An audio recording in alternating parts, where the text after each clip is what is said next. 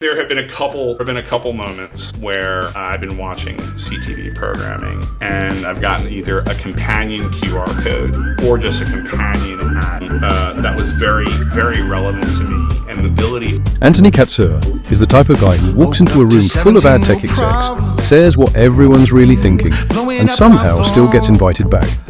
He's blunt without being a jerk, smart without the ego, and has this uncanny ability to make third-party cookies sound philosophical.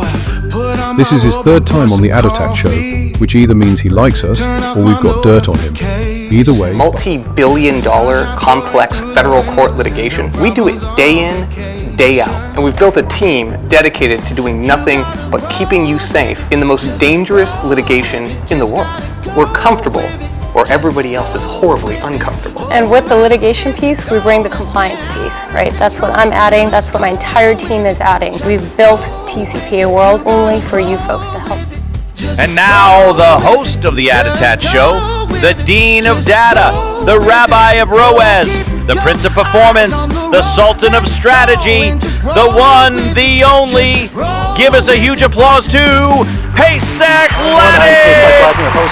Another delightfully blunt, irreverent edition of our ongoing deep dive into the wild, chaotic, and sometimes brilliant world of digital advertising and ad tech. Today, by popular demand and a little industry coercion, for his third appearance on this show is the ever insightful and provocative Anthony Katsur, CEO of IAB Tech Lab. At this rate, we might need to start offering frequent flyer miles, or at least a branded coffee mug. So, how are you, first of all? I'm good, Pesach. Thanks for having me. So let's talk about...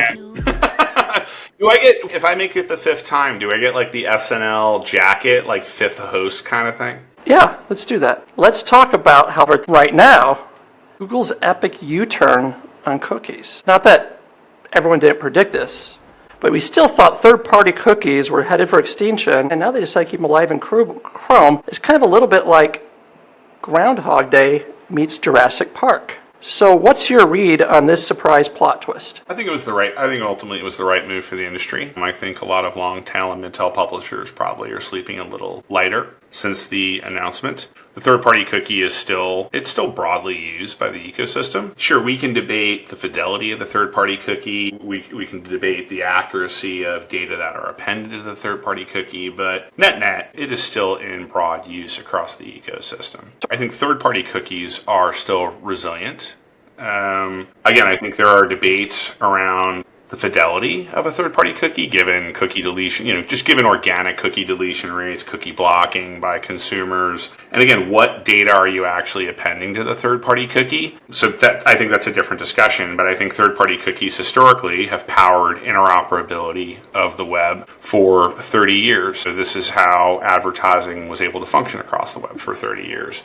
I would argue with the deprecation of third-party cookies across other browsers like Safari, Mozilla, and others, it's actually forced the industry to maybe be more privacy invasive. You're asking for email addresses, there's reg walls, you're creating other alternative identifiers where the cookie was simple. In most browsers, it's 2, maybe 3 clicks away where consumers have total control of when it can be set, how it can be deleted, what sites can set them. I don't think blaming the third-party cookie for the industry's privacy challenges is like blaming the car for the drunk driver. So how does this decision shift the balance between advertisers, publishers, and privacy advocates? I think privacy advocates, generally speaking, are probably not pleased with the announcement. I think advertisers, namely the agencies that are operating on behalf of the advertisers, I think their jobs remain a little bit easier than shifting perhaps to alternative identifiers. And I'm not saying alternative identifiers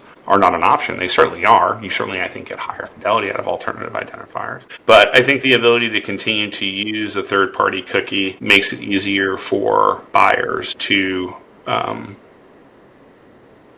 buy against audiences. And I also think it continues to facilitate revenue to publishers, both big and small. I'm not saying, the third-party cookie deprecation wouldn't have some impact on your major Comscore 100 media companies, but certainly your mid and long tail publishers. I think it still facilitates audience buying on the mid and long tail. So privacy advocates, I would expect to be not too thrilled with the announcement. I think agencies and publishers rejoice in the fact that the third-party cookie is still here in the most dominant browser on the planet. So if you had a crystal ball, do you think cookies will ever vanish, or just like a digital purgatory? That's a great question. I think we will eventually move on from third-party cookie, again, due to issues of, I think, mainly around fidelity and potentially accuracy of the third-party cookie. I think at current course and speed, I think it may feel like it's kind of in this digital purgatory for a period of time. But I do think the alternative forms of addressability, synthetic identifiers, first-party cookies, first-party server-side cookies. I think there is an eventual shift that the industry organically will move on from the third-party cookie to a large extent. I'm thinking that's over. I think that's a 10-year shift. I think that's going to take quite some time. So what about fingerprinting? Is this an ingenious ad tool, or is this creepy stalker? Well, fingerprinting is interesting because there's no definition. There's no legal definition of fingerprinting. Yeah, right. Sure, the W3C can be. Is it like a gentle handshake or a permanent tattoo? I think it's more gentle handshake. I think it depends. Look, I think the issue with fingerprinting, and if for the purpose of this conversation, if we want to define fingerprinting as taking probabilistic and even deterministic signals and commingling that to create a unique identifier at a device or household level, sure. Let's just say that for purposes of this conversation, that's fingerprinting.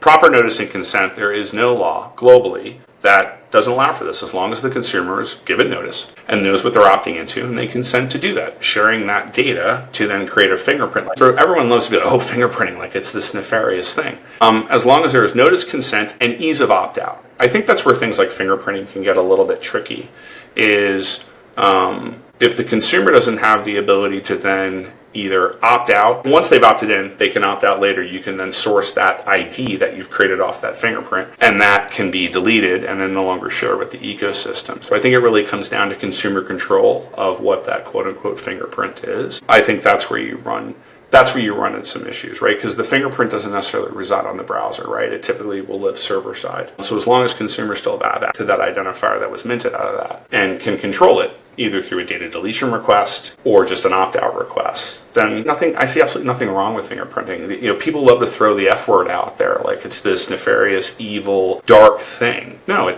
it's an identifier. It's just an. Do you think regulators just misunderstand what it is? No, I think it depends on the regulator, but I think some regulators have. Again, I think they have their own internal definitions of what a fingerprint is. But again, there's no legal definition of a fingerprint, and there's nothing in any law anywhere on the globe that says you can't do it. Again, without proper notice and consent to the consumer. But do you think it might actually be the villain for the decade? I don't think it's I think it depends on who you talk to. I think there's an element of privacy in our ecosystem that's been weaponized for competitive advantage, and people like to be like, oh, well, that's fingerprinting. It's like, well, yeah, but is it performing? Is it performing for the advertiser? Has the consumer opted in, number one? Okay, yes, they've opted in. They've been given proper notice. No dark patterns in that notification. They've given consent. Is it performing? Is it performing for the advertisers? Is it driving results? And is it helping publishers monetize? I think that's as far as the debate goes. I would be like, oh, it's fingerprinting. Like it's like this Dr. Evil kind of thing, and I don't see it that way. Right, exactly. I don't see it that way at all. Now, if you're fingerprinting without proper notice consent and you're limiting or not allowing a consumer to properly opt out, that's problematic. But that would be problematic with any form of identifier.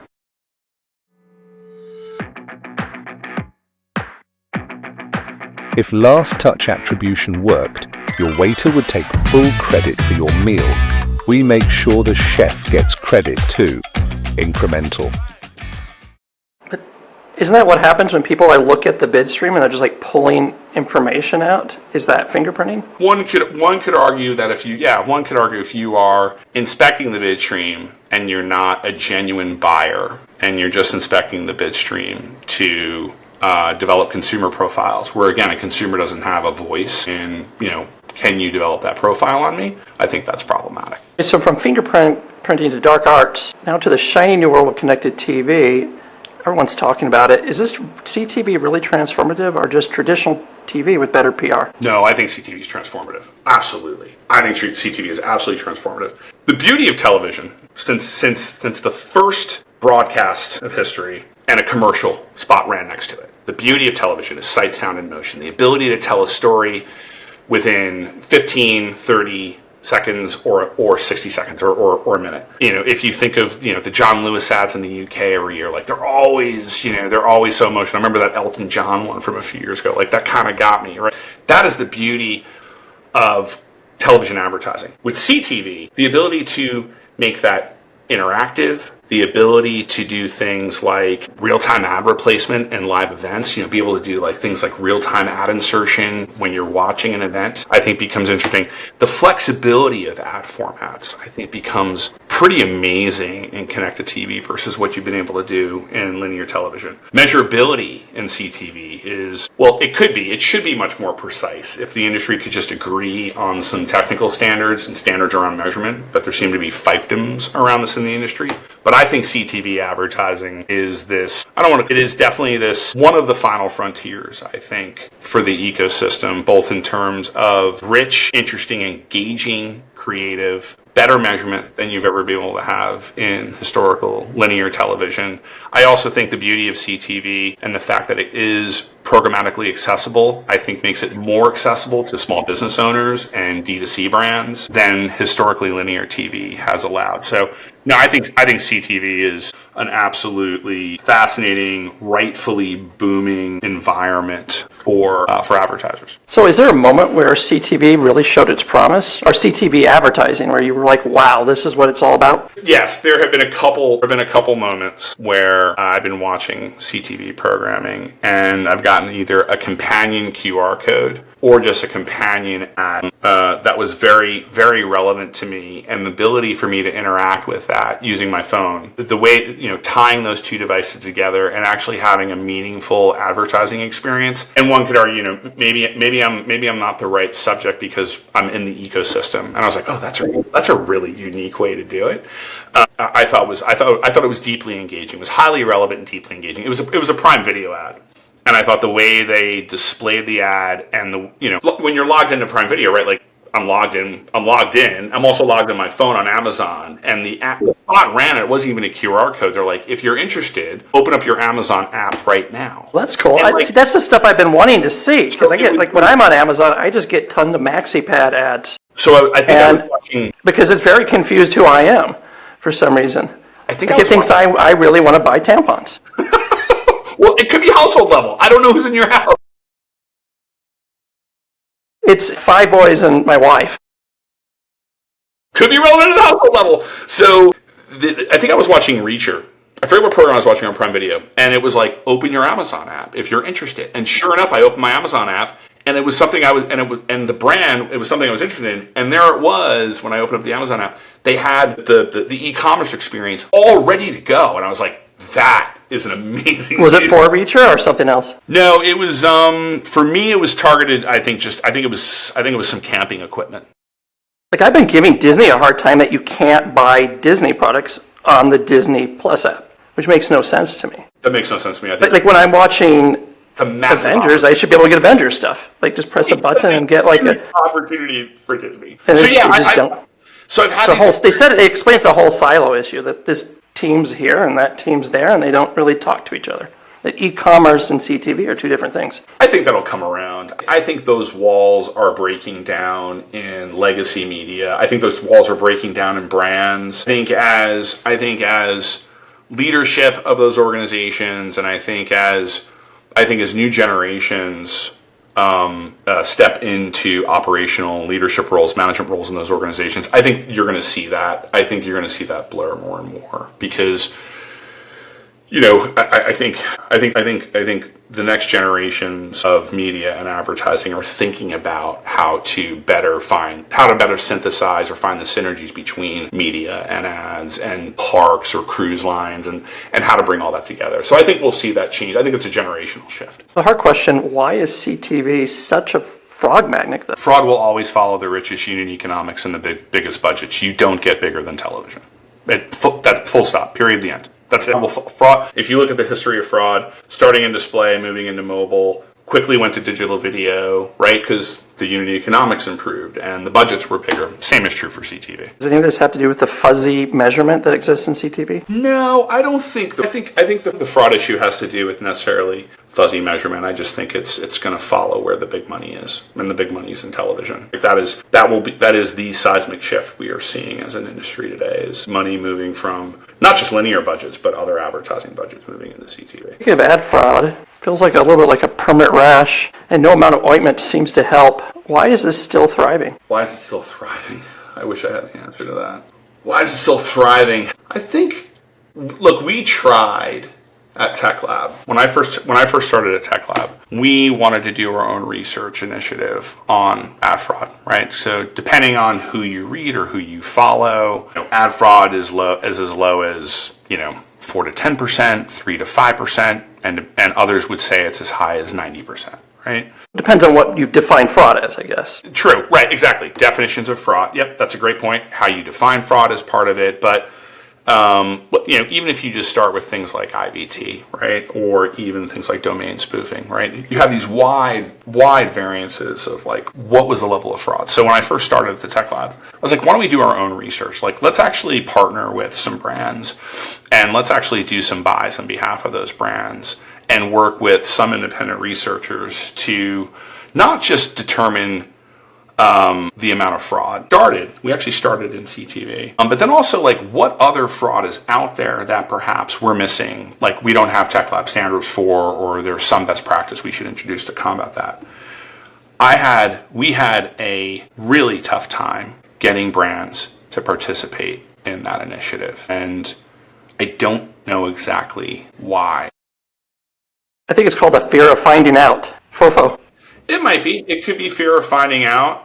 I wonder if subconsciously fraud is now unfortunately baked into the unit economics. Like, there will be X% of wastage, and some part of that wastage is related to fraud. We tried for 2 years to get something comprehensive up and running. And I don't want to say we didn't have any brands participate, but we had such a small sample size of brands that were willing to participate that we unfortunately abandoned the initiative. So it's hard for me to say, like, how pervasive is it depending on the channel? Again, it depends on who you listen to, who you read, who you follow. How pervasive is it? I can't say I have the finger on the pulse of that. It's the most outrageous example you've seen, though. Like, you just went, wow, that is crazy.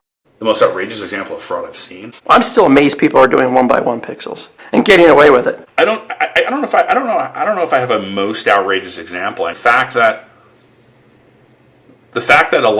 think part of it is also the fact that not everyone can agree exactly on how big the problem is. Like, if we can get alignment on how big the problem is, there's no perfect environment here. Like, saying we're going to have 0% fraud, I think, is a very unrealistic expectation. That doesn't mean we shouldn't strive for it. But how big is the problem? And I just don't think we can get alignment on understanding how big the problem is, and if it's something we still need to tackle. I think it depends on the channel. I wouldn't be surprised if CTV fraud is likely higher than the other channels at this point for the reasons I mentioned. Highest unit economics, biggest budgets. But how big is it exactly? Again, it depends on what research you follow. It depends on what studies you're reading. Do you secretly admire fraudsters for the creativity? No, I don't admire them at all, because I think it also funds more unsavory illegal practices or behaviors. So no, I have no admiration for them whatsoever. I admire the folks that continue to beat the drum on fraud being an issue. Now, I think some of the claims are sensationalist. I don't think 90% of CTV is fraud. I think that's absurd. But can we say 90% of CTV maybe in the open web is fraud? I mean, I think someone make that claim. I don't believe that, and I think it's south of that. But that said, the folks that continue to fight the fraud fight, I think their vigilance is necessary. I think it's the best thing we can do to keep it front and center. My only ask is I would love to see brands more deeply engage on the issue. That's ultimately how I think we could address fraud once and for all, is if we were able to get deep engagement at a brand level to really measure comprehensively once and for all how bad it is across multiple media environments, and look at it per media environment, and then look at means to address that. So any brands that are listening, Tech Lab is very happy to take your call and have that conversation of what, measuring it, understanding exactly how prevalent it is across different channels. I think a fraud-free digital advertising world is not realistic, but let's just say it vanished tomorrow. This is a hypothetical multiple choice question. A, ad tech profits would skyrocket overnight. B, agencies panic due to unexpected transparency.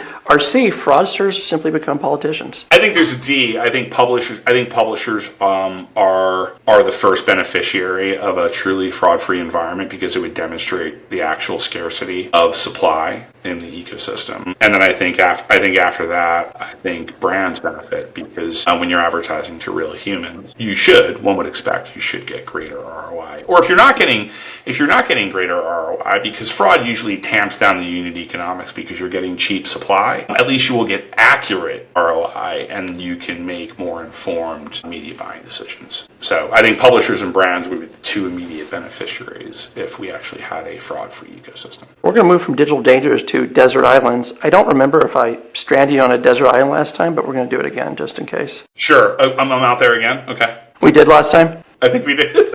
Okay. You're still stuck on a tropical desert island. Sorry. Beautiful beaches, coconuts everywhere, but no Wi-Fi. You can bring along 3 ad tech or marketing tools. Which 3 do you choose, and why are they coming along for the survivalist marketing adventure of your lifetime? 3 ad tech tools. What am I bringing with me? Oh boy. I mean, I think you've got to bring the fundamentals. You have to have an ad server. It all starts and ends with the ad server. I mean, the ad server is still the underpinning of the ecosystem. So I think it starts there, and then I think you need a buying apparatus. So I think you need a DSP to then buy. You need the SSP too. Has any of these tools actually saved your professional bacon before? The DSPs, the SSPs, or the ad servers? Or anything, yeah. An example of how one of these tools saved your professional bacon. Something heroic. Look, I think in my experience at media companies, I think SSPs in particular, in the early days, certainly started out as an ancillary but incremental revenue stream that was able to close the gap, if you will, if you were behind in a quarter or a year. So I think SSPs more often than not are somewhat kind of unsung or underappreciated components of the ecosystem. What started off as ancillary revenue streams have, for some publishers, become core revenue streams. So I think the SSPs are often underappreciated. Do you leave any tool behind, stranded on the metaphorical sinking ship? An ad tech tool behind? Yeah. You just want to get rid of bitter heading, waterfalls, obviously, but Tech tool behind what? I mean, no, I wouldn't even say that. No, I don't know. I don't have an answer. I don't know the answer. You love them all. There's not that. I think they all play a role. I think the tools wouldn't exist if they didn't bring some sort of value to the ecosystem. We operate in a free market. Whether it's a specific company or a vertical, it is either going to survive or not based on the value it brings to the ecosystem over the long haul. Are there any that are overrated? Or any buzzwords you think are overrated? Like curation or SPO? Curation. I mean, curation is not new. I mean, the first ad networks effectively were curation platforms or curation companies. They were taking content and audience data, and they were curating that into supply. Long tail. Yeah. Remember Gorilla Nation? Now there was the kind of seedy or underbelly of the first ad networks where there was arbitrage. But again, does it perform? Arbitrage isn't necessarily, arbitrage is another word the industry likes to paint as a dirty word. Well, did it perform or not? If the buyer hit their KPIs and it actually performed, so what if the ad network was taking a massive markup on the media, right? But I think I do think there was a transparency issue with the first ad networks.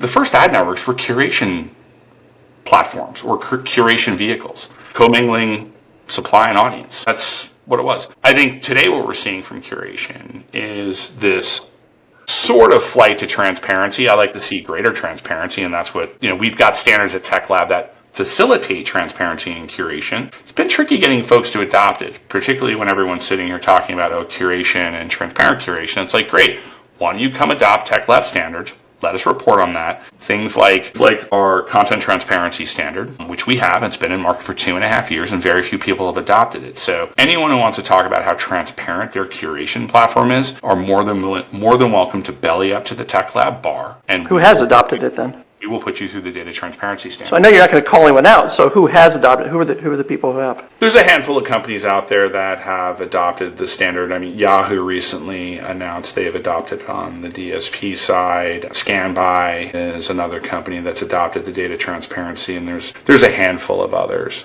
But if I were to call out the industry, like, okay, put your money where your mouth is and reach out to Tech Lab, and we will put you through the data transparency standard, which produces a nutrition label that you can look at and be like, okay, what are the ingredients that went into this curated supply chain from an audience and content perspective? That's awesome. It is awesome, but getting the industry to actually take us up on that, like, is a whole other matter. I got to ask you about Yahoo. Who's going to buy their DSP? Wouldn't have the foggiest. I mean, I don't know. I'm hearing their name is coming up more often, for sure. But I don't even know. Is it officially for sale? Well, they're owned by a huge investment company, so I assume everything's Apollo Management. I assume that they're looking for a sale or to make money. Well, look, when you're in private equity or even venture capital to some extent, like, there is always an opportunity for a deal. So it just depends on the nature of the deal. So yeah, I guess everything's always for sale when you're owned by private. So you've been like everywhere: DoubleClick, Rubicon, Sonobi, the Mount Rushmore of ad tech companies. What's the single moment or experience that set your career trajectory into orbit? I mean, early days, joining at Gravity, moving on from FedEx. I was working on FedEx network side of things, and then hearing about advertising is going to be big on the web, and I'm like, is it really? And then I interviewed with NetGravity, and I joined the NetGravity New York City office, and that was it. Set me off on my trajectory, because shortly thereafter, if I wasn't the last NetGravity employee hired, I was probably second to last NetGravity employee hired before the DoubleClick acquisition. How much was hustle or fate? How much was hustle or fate? Yeah. Either or. I've always said to people, I'm not talented, I'm tenacious. I would say, I think luck factors into a lot of success. Let's say 70%. Right place, right time? 70% fate / luck. Oh, totally right place, right time. Because 70% fate, 30% hustle is what I would say. Again, I am more tenacious than I am talented. There are people in this industry vastly smarter than me. I'll just keep asking the silly question over and over until I understand it. Is there a moment where you really doubted your life choices and getting into ad tech? Or is it like every day? No, not for a second. There's never been one moment where you're like, what the heck did I do? Nope, never. Never, not 1 second. I believe deeply in what this industry does. I think unfortunately we're an industry that is just filled with self-loathing more often than not. I mean, it's amazing how we beat ourselves up as an industry. It's unbelievable. Like, if I'll just sit there and if I'm on Twitter or LinkedIn in our vertical, and we just will not give ourselves a break. But when you think about, I've said this before and I'll say it again, and when I retire from this industry, I will continue to beat this drum. You would not have the internet as we know it, the web as we know it, unless it was ad subsidized. It wouldn't exist. It wouldn't exist. I mean, the money tree started it all. Yeah. I mean, there is, as I've also said this, there's a little bit of Procter & Gamble in everyone's paycheck. If it wasn't for advertising, subsidizing the web, whatever web that could be, and I'm not saying open web, whether it is Google search, which effectively indexed the entire internet, whether it's things like Meta and the Facebook platform, which connected families and friends across the globe after years of being apart, or whether it is your traditional web publisher that provides investigative journalism or digital services, Map My Run, things like that, like that's ad supported. Like, these things would be vastly more expensive without having ad dollars behind it, and the ad tech industry facilitates that, and I think we need to stop beating ourselves up. Every industry has bad actors. Every single one. Finance, healthcare, insurance, automotive. Every energy. Finance has bad actors? Don't tell me that. Every industry has bad actors. We are not alone in that. But I think I trained the guy who arrested Madoff. What's that? I trained the guy who arrested Madoff. His name's Jordan Goodman. He used to work for the Postal Service, and then he went over to work for Southern District of New York. Like, it's funny. He sent me a message. He's like, "You probably read I'm the guy who literally put handcuffs on Madoff." So yeah, I think ad tech needs to stop beating itself up, and I think ad tech needs to stop beating each other up. There are plenty of ways to have a disagreement or arrive to solutions with things. You don't always have to air all that dirty laundry in the public square known as social media. So how's your leadership style changed from DoubleClick to now? I'm more patient. So you're more Jedi Master, less Luke Skywalker? I think so. I'd like to think so. I'm more patient. I listen more. I talk less. I'm passionate but less emotional, if that makes sense. I think I was more fiery when I was younger. I think we were all more fiery when we were younger. I'm much more aware of, I know what I don't know, and I'm not afraid to say I don't know. I believe, my job as a leader, I think anyone's job as a leader is to give good quality feedback to the people you work with. Arm them with the tools to the best of your capability to be successful, and remove any obstacles they have. Those are my three. And fourth is to set the North Star, set the strategy. Like, what are we all rowing to? Those are my 4 roles as a leader. So let's say we were crazy and decided to create a digital ad tech Hall of Fame. What groundbreaking achievement do you want your plaque to celebrate? I've dabbled in so much. Like, I don't think I have a singular claim to fame like some others. Groundbreaking achievement. I would say I was early days of the kind of hashed email approach. Right. I can't take full credit for that. The first person that ever mentioned taking hash emails and creating an identifier out of that, and this is where you get into kind of high fidelity identifiers, like we started talking about the cookie identifiers. The first person that ever broached the concept of hashing an email address to create a high fidelity token was Megan Pagliuca. And her and I talked about it when she was still at Merkle, and I was like, that is a brilliant idea. And she's now at Omnicom. OMD? Yeah, right. She's an executive at OMD. So Megan, if you're listening, thank you. That was insightful then. You were always brilliant. You're still brilliant. But I tried to drive that, particularly in my days at Sanofi. So, if I had I don't even call it a claim to fame. If I had anything that I tried to drive in the industry, it was probably that. I would say if I were to write my engraving on my headstone, I'd like it to say he left the industry better than he found it. So when you do talk about legacy, do you see in terms of people you mentored, technologies you championed, or the battles that you fought? Can you ask that question again? Sorry. When you talk about your legacy, do you see it in the terms of the people you've mentored, the technologies you've championed, or the battles you fought? I think it's a tapestry. I don't think there's any single. I think certainly people I've mentored, people I've learned from, people that have mentored me, whether they knew they were mentoring me or not. Some battles fought. I think sometimes you've got to stand your ground.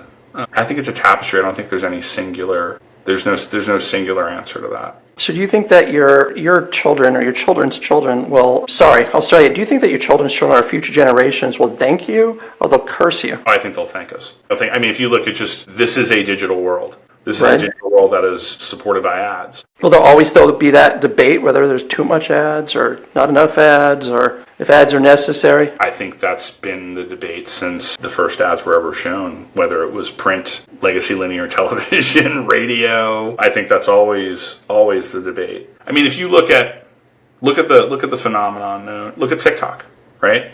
That is absolutely free, 100% ad supported. I would say if you look at Gen Zers and even younger, the time they spend on TikTok, engaging, learning, laughing, hearing about new music, learning a recipe, like that's all ad supported. I don't think future generations would curse us for the fact that, again, there's all this great free or cheap content because of advertising. I don't think we'll be cursed. And before we go, how do you hope the industry evolves after you moved on? Will it become more ethical, more innovative, or there's another ideal scenario that you're rooting for? And by moving on, I mean retire, not dying. This is not dark. Thanks. Kind of we got that out of the way. I was like, do you know something? I read it and I was like, that sounds really dark.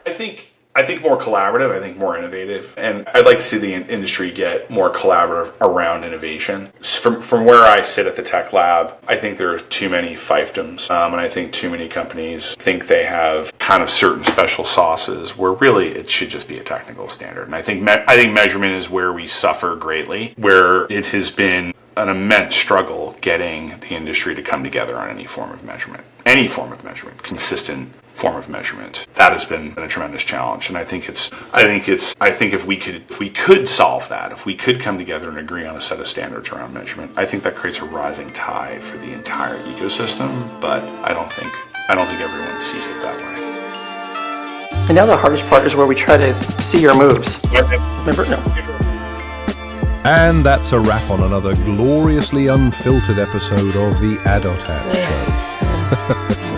Huge thanks to Anthony Katsur, who somehow manages to make cookies, fingerprinting, and CTV fraud feel like high-stakes political drama, without the red ties or indictments.